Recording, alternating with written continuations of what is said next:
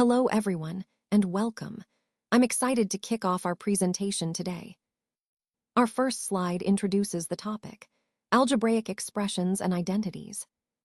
We'll be exploring how these expressions work and some important identities that can help us simplify and understand algebra better. So, let's dive in and explore the fascinating world of algebra together. Let's take a quick overview of the contents we'll cover in this presentation. First, we'll explore important words or terms that are fundamental in algebra. Then, we'll move into different types of algebraic expressions, starting with simple terms and monomials, and gradually building up to more complex structures like polynomials and trinomials. We'll also look at methods for manipulating these expressions, such as Method 1 and Method 2, which are useful techniques in algebraic operations. Understanding coefficients and factors is essential, as they play a key role in simplifying and factoring expressions. Next, we'll delve into the concept of unlike terms versus like terms, which is crucial for combining expressions correctly. We'll examine the addition and subtraction of algebraic expressions, highlighting how to handle these operations efficiently. Multiplying algebraic expressions, including monomials and polynomials, will be another important area. This naturally leads us to identities, specific algebraic formulas that simplify complex expressions. We will review several identities, including Identity 1 through Identity 4, and see how they help in simplifying and solving algebraic problems. Finally, we'll look at the multiplication of algebraic expressions and polynomials, which are key skills for advanced algebra. And to conclude, I want to thank you for your attention, as mastering these concepts will strengthen your overall understanding of algebra and problem solving. Let's take a closer look at some important words or terms that you'll encounter in algebra. First, we have expression, which is a mathematical phrase that combines numbers, variables, and operations. Moving on, a monomial is a single term, like 3x or 5. When we talk about terms, we're referring to the individual parts of an expression that are separated by addition or subtraction signs. Next, a binomial consists of two terms, such as x plus 2, while a trinomial has three terms, like x2 plus 3x plus 2. These are specific types of polynomials, which are expressions with multiple terms. Speaking of polynomials, they can have many terms, and understanding their structure is key in algebra. Now let's consider like terms. These are terms that have the same variables raised to the same powers, and they can be combined. Conversely, unlike terms have different variables or exponents, so they cannot be combined directly. Moving on, factors are numbers or expressions that multiply together to get another number or expression. The concept of coefficients is also important. It's the numerical part of a term, like the 3 in 3x. Lastly, an identity refers to an equation that is true for all values of the variables involved. Understanding these terms helps us grasp the foundations of algebra and prepares us for more complex concepts ahead. Now, let's take a closer look at expressions. An expression is essentially a mathematical combination of variables and constants. Think of variables as symbols that can represent different values, while constants are fixed numbers. For example, if I say x plus 3, that's an expression where is our variable and 3 is a constant. Similarly, 2y minus 5 combines the variable y with constants 2 and minus 5. Another example is 3x squared, which involves a variable raised to a power, and 4xy plus 7, where we see multiple variables multiplied together along with a constant.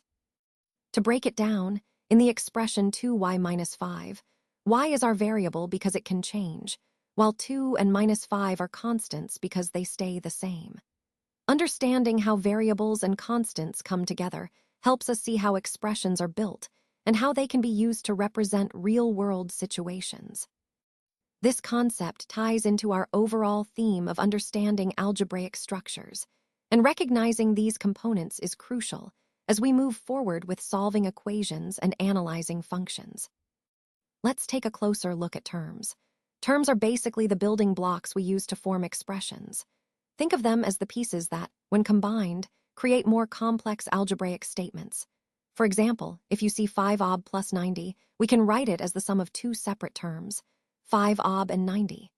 Similarly, for 14gh minus 13, we can think of it as 14gh plus negative 13, which is the same as subtracting 13. Another example is 56m cubed plus 65 minus is. We can break this down into three terms, 56m cubed, positive 65, and negative is. Now, what exactly makes up these terms? They are usually made up of coefficients, variables, or constants. Coefficients are numbers that multiply variables, like the 5 in 5ob. Variables are the letters like a b or y that represent unknown values, and constants are just fixed numbers, like 90 or 65. Recognizing these parts helps us understand how to manipulate and combine algebraic expressions effectively. So, when you're working with terms, keep in mind they're the fundamental pieces, often involving coefficients, variables, or constants, that come together to form the expressions we use in algebra. All right, let's talk about monomials. A monomial is simply an algebraic expression that has only one term. It might sound straightforward, but it's a fundamental building block in algebra. For example, expressions like 5x, 2y2, or 6mn are all monomials because they contain just one term. Similarly, 90 and minus 9q also fit this definition. Even a number alone, like, is considered a monomial because it's just a single term. And don't forget about the product of variables, like x's or 10 seed. These are also monomials since they consist of only one term. Recognizing monomials is important because they form the basis for understanding more complex expressions, like polynomials, which are sums of multiple monomials. So, when you're working with algebraic expressions, identifying monomials helps you simplify and analyze problems more effectively. All right, let's talk about binomials. A binomial is simply an algebraic expression that contains two terms. These terms can be numbers, variables, or a combination of both. For example, you might see something like a plus b, which is a classic binomial. Or take 4l plus 5m, still just two parts combined with a plus sign. You can also have binomials that are a bit more straightforward, like a plus 4, or even expressions with subtraction, such as 5 minus 3xy. Notice that as long as there are exactly two terms, it qualifies as a binomial. Other examples include z squared minus 4y, or 7x squared minus 4xy. You might also see 6y plus 6, or 5k squared minus 4np squared. The key point here is focusing on the structure. It's the fact that there are only two terms involved, which makes these expressions binomials. Understanding binomials is fundamental because they form the building blocks for more complex algebraic expressions and operations we'll explore later. So, recognizing these two-term expressions helps us organize and simplify algebraic problems more effectively. Now let's talk about what a trinomial is. Essentially, a trinomial is an algebraic expression that contains three terms. These terms can be numbers, variables, or a combination of both. For example, you might see something like a plus b plus c, which is straightforward, or more complex expressions such as 2x plus 3y minus 5. Another example is x3y minus xy3 plus y3. Notice how each of these expressions has exactly three parts, which makes them trinomials. The key point here is that the number of terms is what defines a trinomial, so regardless of how complicated they look, as long as there are three terms, we're dealing with a trinomial. This concept is important because understanding the structure of these expressions helps us in algebraic operations like addition, subtraction, and factoring. These examples also show that trinomials can involve variables raised to powers, products of variables, or constants. Overall, recognizing trinomials is fundamental as we move forward with more complex algebraic concepts, and it ties into our broader goal of mastering polynomial expressions. So, keep in mind, any expression with three distinct terms is a trinomial, and this will be a building block for many topics ahead. Let's talk about polynomials. In general, a polynomial is an expression that contains one or more terms, each with a non-zero coefficient and variables that have non-negative exponents. Basically, if you see an expression with several parts and each part follows those rules, it's a polynomial. A key point to remember is that a polynomial can have any number of terms.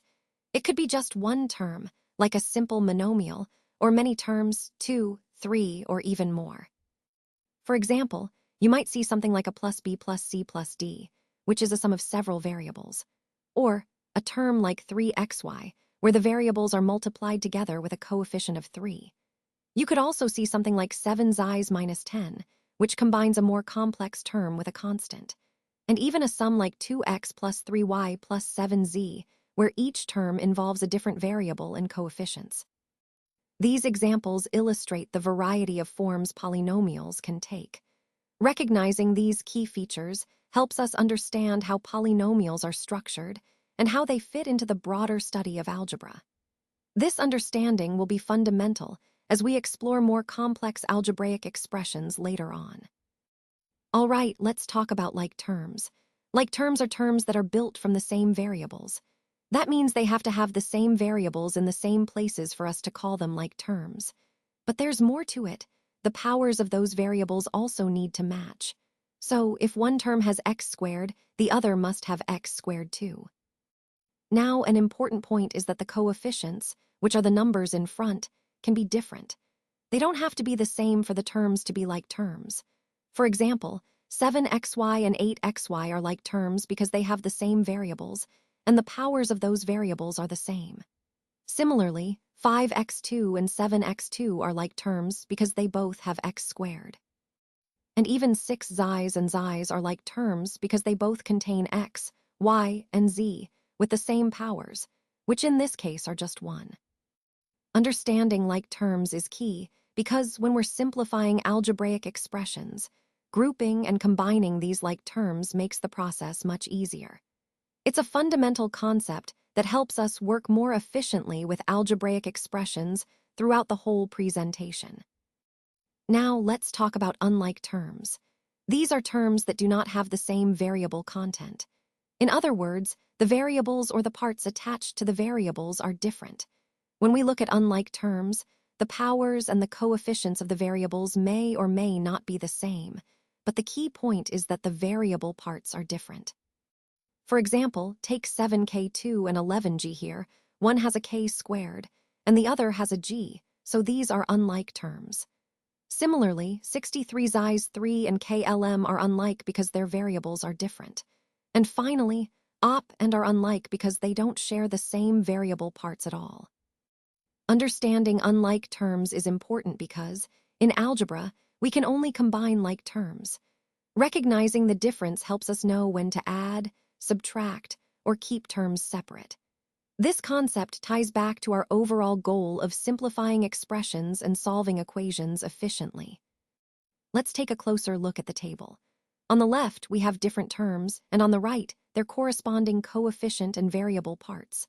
For example, in the term 7xy, the coefficient is 7, and the variable part is xy. Similarly, for minus 5t, the coefficient is minus 5, and the variable is t moving on. Minus 6 ob has a coefficient of minus 6, with ob as the variable. In the case of 32 mn, the coefficient is 32, and the variable is mn. Lastly, for minus 98 pk, the coefficient is, and the variable is pk. Now, the key point here is understanding what we mean by the coefficient. The numerical factor of a term is called its coefficient. Sometimes, we simply call it the coefficient. So, whenever you see a term like this, remember that the number in front, whether positive or negative, is the coefficient, and it tells us how many times the variable part is being multiplied. This concept is fundamental because it helps us identify the numerical part of any algebraic term, which is essential when performing operations like addition, subtraction, or multiplication of algebraic expressions. Let's take a closer look at this table. It shows some terms alongside their factors, broken into first and second factors. For example, the term 14x is made up of 14 and x similarly. 11j is composed of 11, and j negative terms like minus 5x are split into minus 5 and x. Notice that some terms, like 10, don't have a second factor listed, which means it's just 10 by itself. Then there's the abbreviation OP, which stands for O and P as factors. The key idea here is that many terms you see can be expressed as a product of these factors. Recognizing these factors helps us understand how the terms are built and how to manipulate them, especially when we're factoring expressions or working with algebraic operations. So, in essence, this table emphasizes that terms aren't just standalone items. They can be broken down into their foundational factors. This understanding is crucial as we move forward with simplifying and factoring more complex expressions in the overall presentation. Now, let's move on to addition of algebraic expressions. There are actually two common methods we use to add these expressions. And to make this clearer, let's look at a specific example. Here we have the expression 7xy plus 5 is minus 3, zx plus 4 is plus 9, zx minus 4y minus 2, xy minus 3 zx plus 5x. In the next two slides, I'll show you how to solve this example using both methods. Understanding these methods is key because they help us simplify algebraic expressions efficiently. This ties into our overall goal of mastering algebra, being able to manipulate expressions accurately and confidently. So keep in mind, the main idea here is that we can approach addition in more than one way, depending on what suits us best or what the problem requires. Now, let's see these methods in action. All right, let's take a look at method 1. First, we'll write the terms of the first bracket. Think of this as identifying the initial group of terms we're working with. Next, we'll do the same for the second bracket, followed by the third bracket, and importantly, we'll align the like terms below their corresponding groups. This step helps us organize our problem clearly, making it easier to see which terms relate to each other. Once we've set up these brackets and aligned everything, we'll move on to the actual problem underneath the line. This is where we apply our organization to solve it step by step.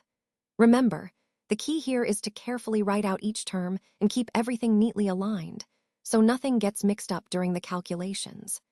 This method emphasizes clarity and organization, which are essential when tackling more complex algebraic problems. All right, let's walk through method 2. First, we start by writing the question on one line, so it's clear what we're working with. Next, when we see brackets, we open them carefully, paying attention to the signs plus or minus, so we handle each term correctly. Once the brackets are open, the key step is to gather all the like terms together. This means grouping similar variables or constants to simplify the problem. And finally, after organizing everything, we proceed to solve the problem step by step. Remember, the main goal here is to methodically break down the problem so it's easier to work through and understand. This approach helps keep things clear and structured, making solving equations more manageable. Now, let's focus on the subtraction of algebraic expressions. There are actually two common methods we can use to do this effectively. To better understand, let's look at an example.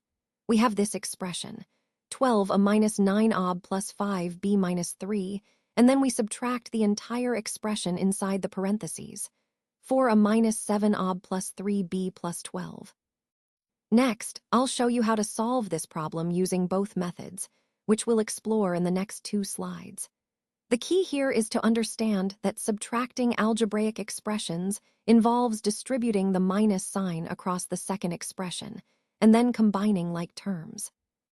This process might seem straightforward, but paying attention to the signs and the terms is crucial. Remember, these methods help us systematically simplify complex expressions, and understanding them is essential for mastering algebra. So, let's dive into how each method works in detail. All right, let's dive into method 1. First, we write the terms of the first bracket. These are the initial terms we are working with. Next, we write the terms of the second bracket directly below their like terms, making it easier to see which terms correspond to each other. Then, on the next line, we invert the signs of the second bracket's terms inside brackets. This step is crucial because when we open the bracket later to remove the terms, the signs will automatically chain, simplifying the process. Now, the key here is understanding how to handle these signs. It's all about setting up the problem so that when we distribute, everything cancels or combines neatly. This method helps us organize our work and reduces errors. Finally, after setting up these brackets and signs, we proceed to solve the problem below the line. This step is where all our setup pays off, making the actual solving process quicker and more straightforward. Remember, this approach is a foundational tool for tackling algebraic expressions efficiently, and mastering it will make handling more complex problems much easier. All right, let's look at method 2. The first step is to write the question in one line, making sure it's clear and easy to see. Next, when you see brackets in the problem, open them carefully, paying attention to the signs, whether they're plus or minus. Once you've opened the brackets, your goal is to bring all the like terms together. This step is crucial because combining similar terms simplifies the problem and makes the next steps easier. Finally, after simplifying, the last step is to solve the problem, which involves performing any remaining operations to find the answer. Remember, following these steps systematically helps you solve problems efficiently and accurately. Now, let's talk about the multiplication of algebraic expressions. Generally, most types follow a similar pattern, which makes the process more straightforward once you understand the concept. For example, when multiplying a monomial by another monomial, you simply multiply their coefficients and then combine the variables by adding their exponents. This pattern applies across different cases, whether you're multiplying two monomials or three or more monomials together. Similarly, when we multiply a monomial by a polynomial, or by a binomial or trinomial, the key is to distribute the monomial across each term in the polynomial, binomial, or trinomial. And this extends further, such as multiplying a polynomial by another polynomial, or a binomial by another binomial, or even a binomial by a trinomial. The main takeaway here is that, regardless of the specific expressions involved, the process relies on distributing and combining like terms, making the multiplication manageable once you recognize the pattern. This understanding ties back to the overall theme of simplifying algebraic expressions efficiently and accurately. Now, let's talk about multiplying monomials. The key idea here is that when you multiply two monomials, you need to multiply their coefficients, that's the numerical parts, and then handle the variables. For the variables, it's important to remember that if they have the same base, you add their exponents. This way, you're combining like terms in a very systematic way. This process helps simplify what might seem complicated at first glance and keeps everything organized. It's a fundamental skill that connects directly to our overall theme of understanding algebraic operations. So, keep in mind, multiply coefficients, then add exponents for the same bases. This approach will make multiplying monomials straightforward and clear. When we talk about multiplying polynomials, the key idea is to multiply each monomial in one polynomial by every monomial in the other polynomial. And don't forget, it's important to keep track of the signs of each monomial as you do this. Once you've done that, you'll have a bunch of individual products written out one after the other. The next step is to combine like terms, meaning add together all the monomials that have the same variable parts. This process is crucial because it helps us simplify the expression into a single, simplified polynomial. Remember, this method is a systematic way to handle polynomial multiplication, and it connects directly to our overall goal of understanding how complex algebraic expressions work. Let's talk about identities. An identity is a kind of equation that holds true for every value of the variable involved. In other words, no matter what number you substitute in, the equation remains valid. These are very useful because they help simplify algebraic expressions and solve equations more efficiently. There are four main standard identities that you should get familiar with. The first one is the square of a sum. A plus b2 equals a 2 plus 2ab plus b2. This expands a binomial squared into three terms, making it easier to work with. The second identity is similar, but for a difference. A b2 equals a 2 minus 2ab plus b2. Notice how the middle term sign changes when we have a subtraction instead of addition. The third is a difference of squares. A plus b, ab equals a 2 minus b2. This is particularly handy because it allows us to factor certain expressions quickly. And the fourth identity involves the product of two binomials with different signs. X plus A, X plus B equals X2 plus A plus B, X plus ob. This helps when multiplying out binomials with different constants. These identities are foundational because they connect to the overall theme of algebraic simplification and problem solving. By understanding and applying them, we can handle more complex expressions with confidence. Let's take a closer look at identity 1. This concept is fundamental because it helps us understand how individuals perceive themselves and how that perception influences their behavior. When we talk about identity, we're really exploring the core aspects that define us, our values, beliefs, and sense of self. One key point here is that identity 1 is often shaped early in life, but it also evolves over time through experiences and interactions. Recognizing this fluidity is crucial because it shows us that identity isn't fixed, it's dynamic and adaptable. This ties directly into our overall theme of personal development and change. If we understand how identity 1 functions, we can better support ourselves and others in growth and transformation. So, in essence, understanding identity 1 gives us insight into the foundation of our behaviors, motivations, and how we relate to the world around us. It's a powerful concept that underpins much of what we aim to achieve through this presentation. Today, I want to wrap up our discussion with some final thoughts on Identity 4. As we've seen throughout this presentation, understanding different facets of identity is crucial for fostering connection and empathy. Identity 4 emphasizes the importance of how our personal stories and experiences shape who we are. It highlights that our unique backgrounds influence our perspectives and interactions. Recognizing this helps us appreciate diversity and build more inclusive environments. Most importantly, these concepts tie back to our overall theme, that embracing our identities and understanding others can lead to stronger, more authentic relationships. It's about seeing beyond surface differences and truly valuing the depth each person brings. So, as we move forward, let's keep in mind that identity is a powerful tool for connection, one that can help us create more understanding and compassionate communities.